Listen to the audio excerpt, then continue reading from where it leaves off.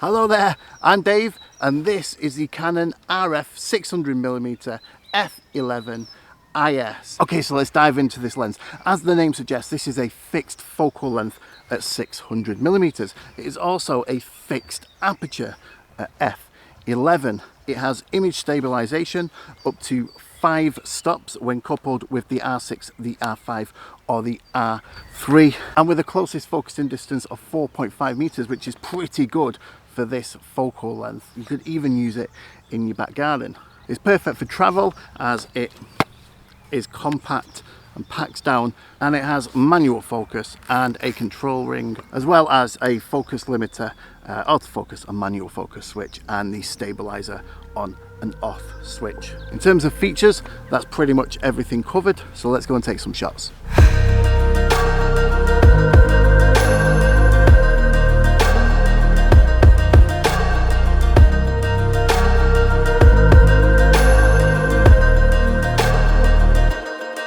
Now, another feature actually that exists on the lens barrel is the built-in tripod mount. Now, when I had this lens's bigger brother, the 800mm, I actually thought this was a great little feature to have this built in to the lens. No need for a tripod collar, but actually on reflection, what this does is it forces you to shoot in the horizontal if you are using a monopod or a tripod, because you can't shift this around the lens to go into the vertical.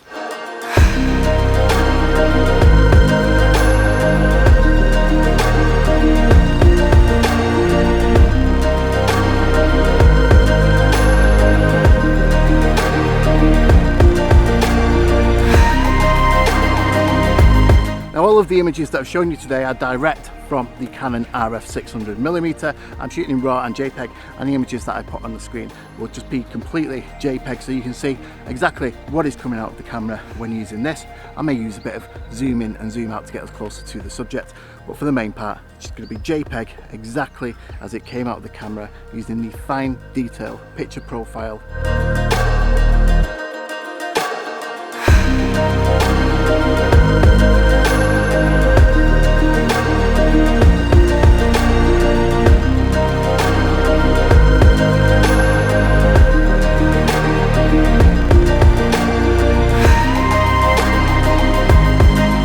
This lens is compatible with the RF extenders. The 1.4 will give you 840mm focal length, but that comes coupled with a limitation of f16 in the aperture. You've also got the 2x RF extender, which will give you a 1200mm focal length, but that comes with a whopping f22 aperture, so you're really stopping that light coming in. Now, how much those RF extenders affect focusing, I'm not sure, but as this is a fixed f11 aperture lens anyway, you're already limited on focus just to autofocus within the center square of the viewfinder, and although it's still fantastic at autofocusing, that is quite limiting.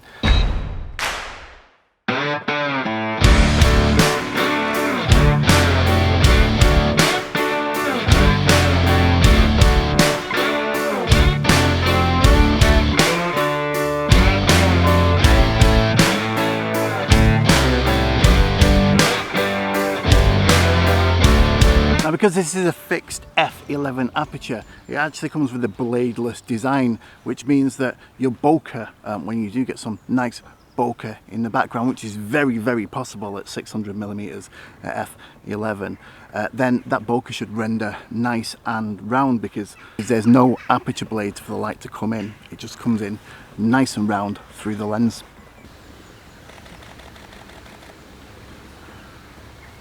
Now, the focusing motor on this is an STM, which means that it's silent and there's virtually no noise from it whatsoever. Only putting my ear right next to the lens can I hear any kind of motor movement inside. So for wildlife photography, again, it's one of those things that really matters. You don't want a noisy lens that's going to scare off the wildlife. Now, at 930 grams, this lens is actually fairly light, really usable, handheld, and of course coupled with that 5 stops image stabilization means that you can shoot without a tripod or a monopod. Of course, image stabilization doesn't help when it comes to the movement of your subject. For birds in flight and animals that move fairly quickly. You're still gonna have to have a shutter speed to match the movement of your subject, constant f11. That means that your ISO is still going to be forced up. And whilst the R series of cameras handle ISO really well, you still can't get away from the physics that there isn't enough light coming in through your lens, so you're artificially creating. And ultimately that's going to lose detail and add noise into your shot.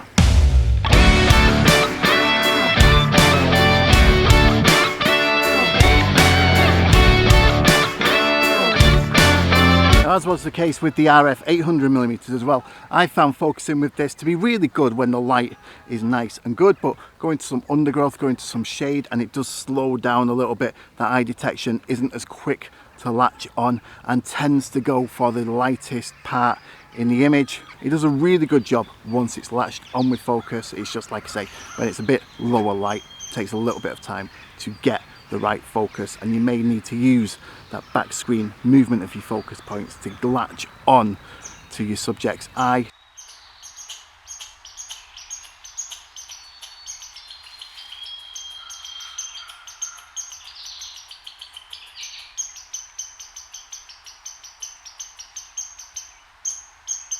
Now, one thing that can't be denied about this RF 600mm is how great the price is. For a 600mm lens with super fast focusing most of the time, albeit with that restriction of being an f11 prime lens, to get that for sub £600 is a really good deal, I think. And as of this morning here in the UK, this lens was £570 over on Amazon, and that's a really good deal. So would I buy this lens? Well, hold your horses, I'm not going to commit to that yet. I've got this on loan from Canon for another week or so. I'm going to put it through its paces, but for now, if you're interested in more Canon RF, then click this video here when I put this lens's bigger brother, the 800mm, through its paces. I've been Dave, and this has been Let's Click Photography, and I will see you guys on the next one pretty soon.